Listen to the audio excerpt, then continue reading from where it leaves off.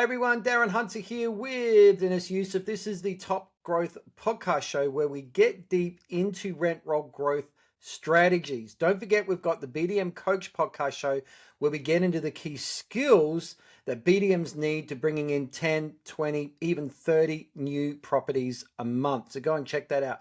Dennis, we're talking today and we decided that we're going to talk about maybe not relying on salespeople, and we'll do that another time, because if you look at the last two podcast shows, everyone, we've really covered and gone deep into strategies that you can be working without salespeople. But Dennis, we've just had a chat. We're going to talk today, everyone, about the low-hanging fruit and the opportunities that are missed in and around the sales team. All right. So traditionally, Dennis, we know a property gets sold, a listing gets sold. It's a property investor. Hopefully, the salesperson comes and gives us that lead. They don't go and give it to, hopefully they don't go give it to our competitors because they don't trust us or something like that. And you need to make sure that's not happening in your business, so you are getting those leads. It is happening, outside of that, Darren, it's happening. It's happening. We did a webinar. We know it's happening. I screenshot the comments. I covered the names. I posted it to my social media, and nobody commented on it. You know why? Because they are scared. They know it's happening, and they don't want to admit it. It is happening, but they need to have a BDM that's catching the low-hanging fruit so it doesn't happen. Correct. But we know that salespeople give away leads because they may get paid more, or they trust the other rent roll more because they don't trust yours because they see it's too chaotic and too many property managers turning over. Dan, let's talk about the different strategies. Now, everyone, we're actually referring to the strategy straight out of Dennis's book, Lead Machine Secrets. Now, if you haven't got a copy, go and get one. Go to leadmachinesecrets.com. We've paid for the printing, guys. All you've got to do is pay for the shipping, so it's a pretty good deal. $9.97, and instead of spending millions of dollars on a rent roll that you don't have control over the owner, the tenant, or the property. You've got all the problems. You're pushing a team to the absolute edge of sanity, bringing it on. Growing your rent roll. We need to clarify that's $9.97 within Australia. Okay, $9.97 or double that if it's going to be outside. Again, still a good deal. So Dennis, let's get into the first strategy that people commonly miss. What's the low-hanging fruit out there that agencies right now with a sales team are missing? What's more business that they could be tapping into? Well, Darren, we need to really explain this a little bit better, or a little bit more in depth. Basically, I'm getting people that are ringing me, booking into my diary, growmyrentroll.com, if you want a complimentary discovery call, and they're saying, I need to lead generate. I've got no leads coming in. I don't know what to do. The key is not looking at, I need to get more leads coming in. You really need to identify what leads are coming in first. Right. And a lot of the time, Darren, and you even asked the question when we're having, discussions with business owners around if they want to be part of our lead magnets or our PPCs. We're always asking you questions, and you can't help yourself. You say, well, hang on a minute, how many sales agents you got, and how many leads are coming in, how many are signing up? That's what they need to do. Identify there's actually so many leads that are coming in. So to answer your question, right, where is the low-hanging fruit? Where are the leads being missed? That I'm going to say 90% of the time when I am contacting an agency, they are not looking at the leads through your agency if they're selling properties. Nobody is being proactive in filtering all of those investors. They're not even looking, that's just the inquiries. Then you've got at the opens or at the auctions, and then you've got sales only agents out there, and then you've got the house and land packages that are out there. There's so many leads that are knocking on your door and they're already within your office and no one's touching. Yep. All right. So Dennis, everyone, we're talking about strategy number 1 from the book. And basically when we're talking to business owners that have contacted us, are in a lot of pain, they're not getting the growth, and we're considering taking them on with coaching. Of course, not everyone's a fit. I mean, they've got to be a focused real estate business owner. We can't take on people that have got no time for property management, no time for their staff, no time for keeping their BDM accountable. We just can't help them. But so the question I ask is, how many residential listings for sale would you carry at any time? Oh, look, we've got 5 at the moment, we've got 10 at the moment, we've got 15 at the moment. Okay, so in a typical listing, how many investors would be inquiring on that one listing? Oh, it might be 10, might be 20. So already, let's say it's 15 listings, and there's 15 investors inquiring on each listing. That's 225 leads. Now you think, well, they're not leads. They are, because those people out of the 225 there may not buy those properties. Hopefully some will, but they'll end up buying elsewhere. And they're going to need a property manager then. And by not stopping that situation, the agency they bought from is going to end up with the management because they got the trust. But if you can intervene now, and because they've inquired with your agency, you just need to be able to communicate with them and then start the journey. That's, Dennis, that's where the leads are. And of course, you're the one that pioneered. This is the Investor Support Services, Strategy 1 in the book.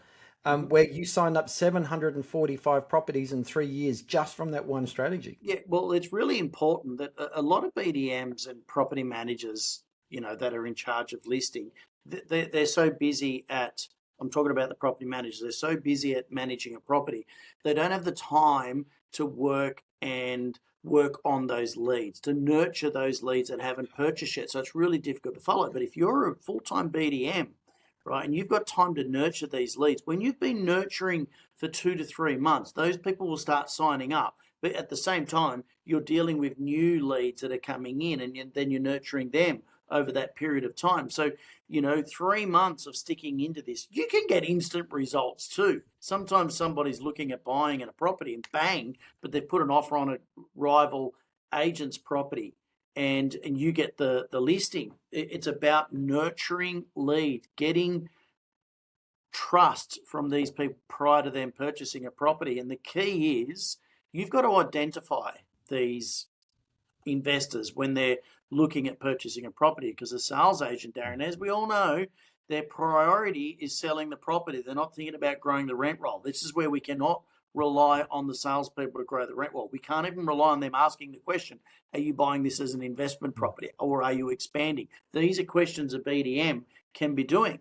They could, and there's a few ways of identifying it, and it's all in the book, Darren. Yeah, so let's just keep on going on with the book, Dennis. So the next what if that comes out, okay, so we've identified there's all these property investors, the people you want to deal with, that are looking for their next property right now, which means they'll be looking for the next property manager as well.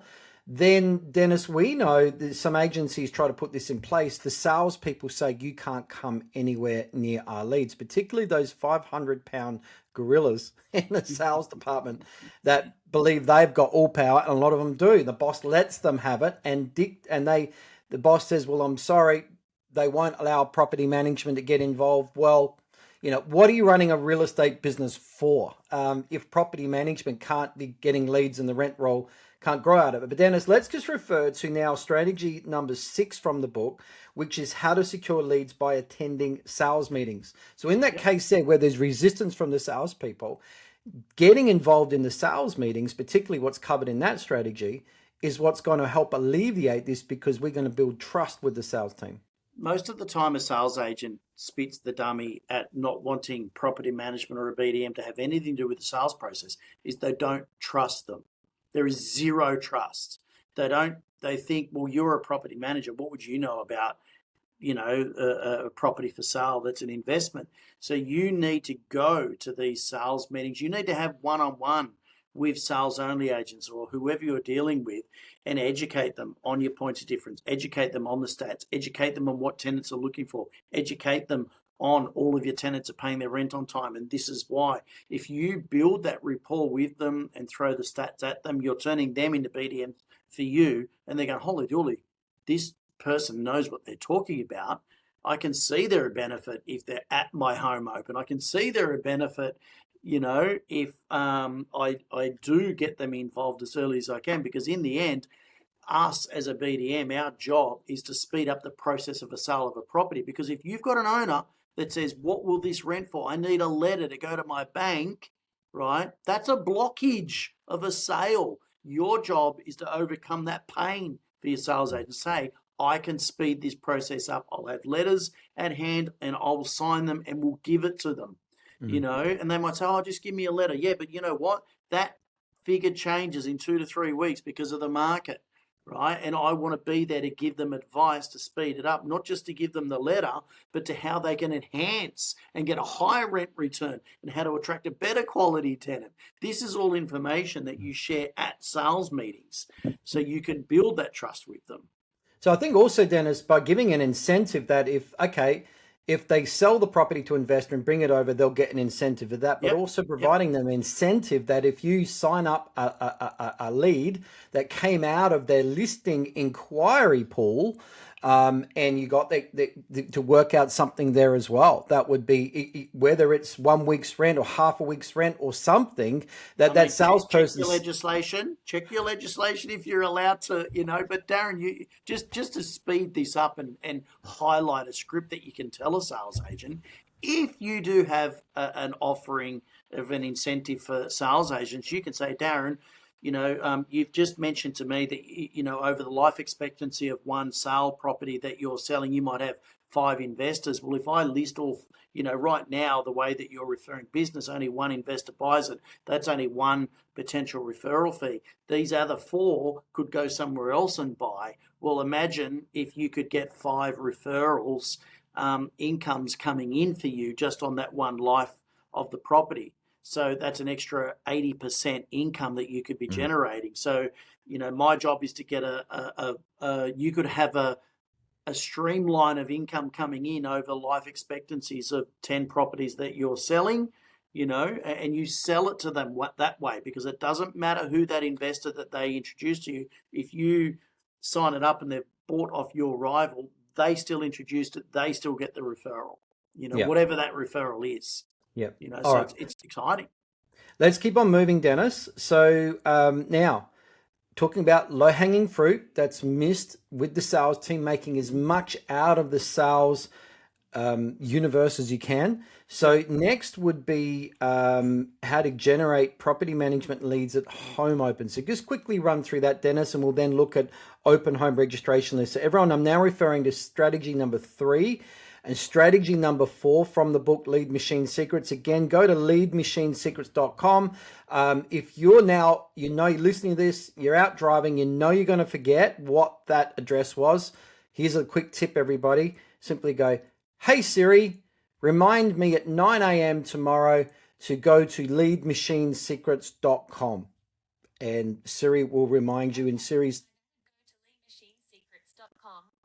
Even my phone's banging on. Here you go. So Siri was just saying she'll remind me at 9 a.m. tomorrow. So, of course, if you got an Android phone, it would have a special word for you to use there. But yeah, just make sure you get the book. So Dennis, let's just quickly go through these here. So strategy number 3, open homes. Just quickly go through that. Well, I touched on it earlier, Darren, where, you know, if you're having when you're in your sales meetings, and you could share with any of those sales agents that if you attend a sales home open, you can take care of the registrations. Let them go inside, sell the property. You can ask the questions. Is it an investor? Are you looking to buy? Are you looking to invest, etc.? Have you considered renting out your current home, or what other properties you're looking at? All the information's in there. But again, you can add value to a sales agent's property, Darren, especially if it's a rental property that's for sale. Especially if it's a rental property that's for sale that your company's not even managing, right?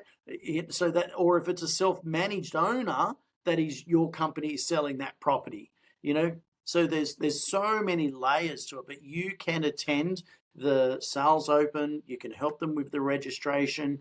You can help investors at the property straight away, you know, and you're feeding them property management statistics and data about a rental property at a home open.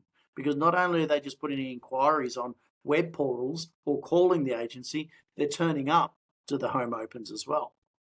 Okay, let's talk about Strategy number 4 from the book, how to mine leads from open home registration lists. Well, if you're one BDM and you got 10 sales or 5 sales, and most of the time they're going to have sales opens at the same time, so you can't get to all of them. It's impossible, and it does make it difficult. And some sales agents might have a property where you think it might not be an ideal rental, but it doesn't mean that investors aren't at someone else's home open. So it's really important. You could actually just do customer service calls. This is where you say to the sales agents, have a crack, do your phone calls. I'll give them a call later in the week, do a customer service call and double check where they're at. And also, doing customer service is just, how did you go? You went to the properties or any other properties you're looking to buy. Is it an investment property that you are looking, etc.? But it's purely customer service, right? The scripts, the order is in the book. But again, it's just ensuring that the sales agents, we're not relying on them because they're not always asking, is it an investment property? But while you're building rapport with these potential buyers, right, they're also gaining trust with you, and they're going to give you a list of properties that they're looking to buy with other companies, and then you give that information back to a sales agent. Hey, Darren, I know you're selling this property. I was doing a customer service call, and I spoke to Michael. Michael told me these 5 properties that he's looking at, and I'm giving him a rental opinion on it, and 4 of them aren't with us. So then Darren, as a sales agent, is going, oh my goodness, this is great information. They've told you how much they're looking at spending. And, because a lot of buyers, their cards are close to their chest. They don't want to tell a sales agent how much money they've got. They don't want to tell them that they're looking at buying with other sales agents, right? So it's really good information. And again, all we're doing here is identifying leads through those home open sheets, and you can do it through customer service calls. Okay, so again, everyone, strategy number 1 of the book is finding ready leads, people ready to go, looking for the next rental property, that are inquiring on properties for sale, and they come through on the inquiry, whether it's through your property marketing portal and so forth. The next one, strategy 2, how attending auctions, getting leads at auctions by attending auctions. Then, of course, strategy 3 is getting leads at open homes. The next one is leads out of registration lists. And then strategy number 5, how to generate leads from new home developments. Again, there's so many different strategies here. Again, quickly, Dennis, we've also got strategy number 17, how to grow your rent roll using for sale by owner listings. So people that want to sell their own property, how you can actually get leads out of that. And it is a hint, obviously, the owner may be running open homes, and he's going to be having potential investors going through that, buy that one or go elsewhere as well. So Dennis, there's so much potential here for any BDM. They shouldn't be sitting on their hands at the office just drinking coffee, right? There's so much in this book here to be keeping them busy. So yeah, just go to leadmachinesecrets.com, everyone. Make sure you've got this book. It's the most comprehensive, useful. Dennis, we had someone the other day buy it from TikTok. And again, the video he sent to us saying, wow, this is the most useful thing that I've had. I've already read half the book. People are already growing from it, Dennis. So, it is the best rent roll growth book that's ever been written for the industry. So congratulations, your name's on it. Dennis, for people that chat to you regarding growing the rent roll, and to be given guidance of whether they want to talk out of what works for them out of the book, what strategy should they be focusing on, so they don't go read 28 strategies, they work on the 2 or 3 that work best for them. What's the easiest way to get into your diary, Dennis? Oh, look, Darren, no doubt that I'm going to be tagged on social media when we share this one, so they can reach out to me that way. But obviously, to have a complimentary discovery call, go to growmyrentroll.com.